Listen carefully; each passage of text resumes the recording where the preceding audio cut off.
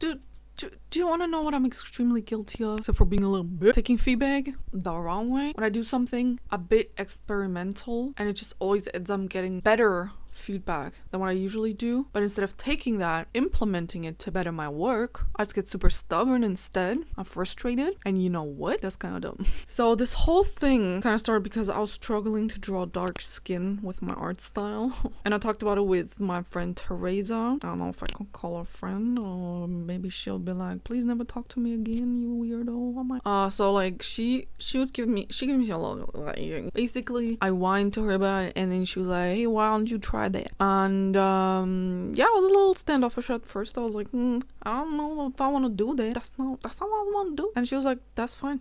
And for some reason, I was like, I can do that then. Fucking stupid. Instead of getting more frustrated over time by just drawing the same way over and over again, which we all know now, like, this just doesn't work with everybody. Like, it works with light skin tones a little, but like with dark skin tones, it's just really bad. So I felt like I needed something else. So I thought, you know what, let me just try these things. And I went at it with an open mind. Crazy, So I think we should take a little look at the little things that I made, little changes that I made. Okay, let's just go and look at this stuff. So, just for info, my goal was to make things look like they had like this teal and orange filter on them. Like in photography and film, they use that a lot, so I wanted that too.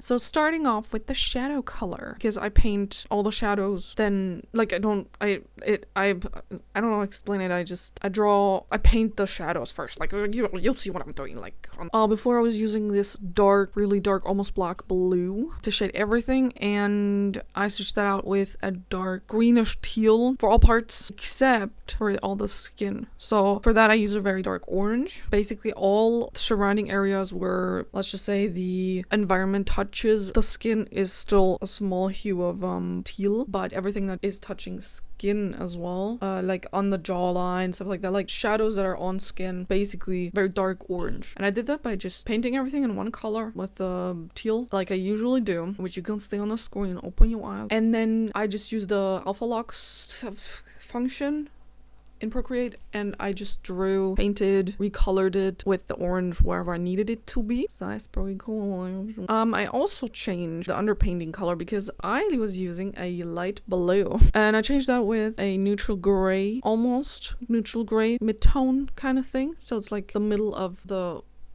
color wheel kind of thing. It's not a wheel, the color square. Like, guys, I don't know what the fuck these things are called. You'll see what I'm doing. There it is. This is it. But I put it a little to the side, so it's a little more orange. You know what I'm saying? Pretty nice. I think it looks pretty nice. I already changed the whole thing. Pew. And then for the highlights, I was using this really light blue, almost white, and now I'm using this light teal, greenish teal thing, basically from the same color but just in the lighter tone. So the real question was now, how is that gonna look on dark skin? Now that is the real trial. That is a real question. That is what we need to know. Something that is pretty commonly known for most people, and I knew that too, which is why I was using a blue and not black to shade. But since it was so close to the black, I guess it just still made it look very muddy, which is what happens if you use just black to shade. That's useful information that I totally had and I just didn't use.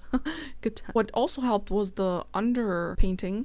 Since it's now a lighter or more neutral color, it also helps with the painting not looking so dark. Is that everything looks so dark? It's like you need a lamp to look at my Instagram. Now it looks better. One thing I wanted to avoid with going for brighter colors basically is I didn't want my art to look happy bright, right? Because that's just not the tone that I'm going for. I want it to look dark, sad, and depressed, because it's just how I want to draw. So it was a little bit more like, I don't know if I want to do that. But I think that for now it looks pretty okay, and maybe I'll add a couple new things and change a couple stuff, and then we'll see what happens with it. We don't know. I don't know that shit. That's gonna be left to see. I don't know. So I drew my OC Adam. Most of the drawings that you can see here are all fan art, which I just drew normally a while back, and then I went back into it and I spent like a whole hour just recoloring the stuff for absolutely no other reason than I was really excited. So now Adam, who I've not drawn very much because I wasn't very good at it, and I am now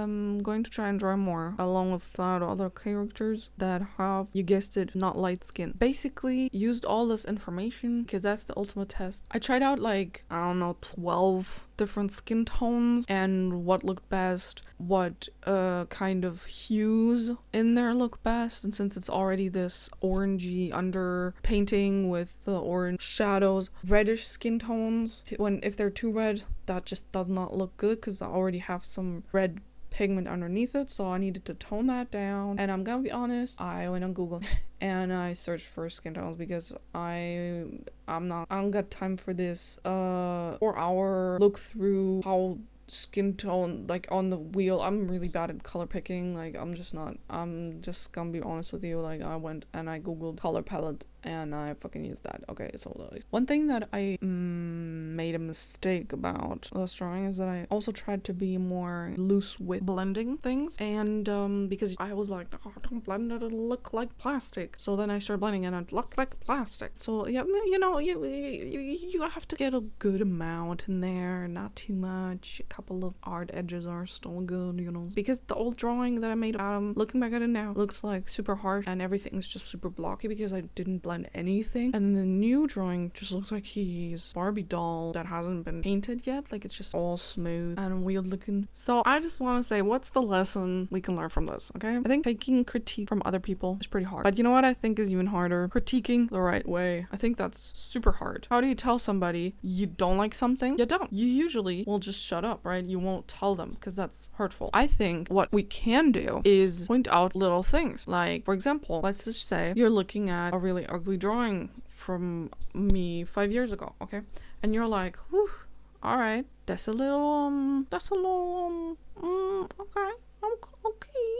What are you gonna say? Nothing? Or are you going to say something mean? Or what you could do is you could point out the one thing that looks good about it, you know what I'm saying? Nice eyebrows or something like that. I don't know. Just concentrate on the one nice thing about it and point that out to the person. And then the artist maybe in 5 years can take that and be like, you know what? People like my eyebrows, but I'm noticing now that my ears really look like shit. I gotta change that. But at the end of the day, I'm just an idiot, so don't believe what I'm saying. Look, I just think that we as artists need to be a little more open to criticism, and I also think that we need to not take it as an attack. Like, it's really easy to just get hung up on if somebody who isn't an artist gives you a critique. It's always like, oh, how dare you critique me, you don't know what the hell you're talking about, or I don't know, maybe I can only speak from experience, stuff like that. Personally, I think that it's taken too seriously. It really, there's nothing you can do but be more open and maybe try it out, and then you see what happens. Who knows, maybe you like it.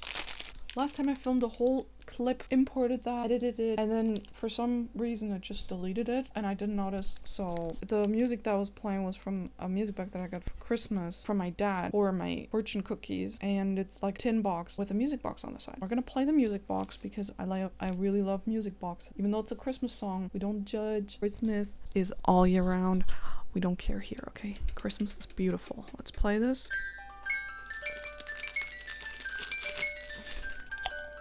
Oh my god, I was a mistake to put it in my mouth. So stale. It's like, it's not getting better. Positive changes are coming. And that's how you know the fortune cookie never lies. The fortune cookie always knows what's going on. They know. Guys, I love you. That side's a little bit crispier.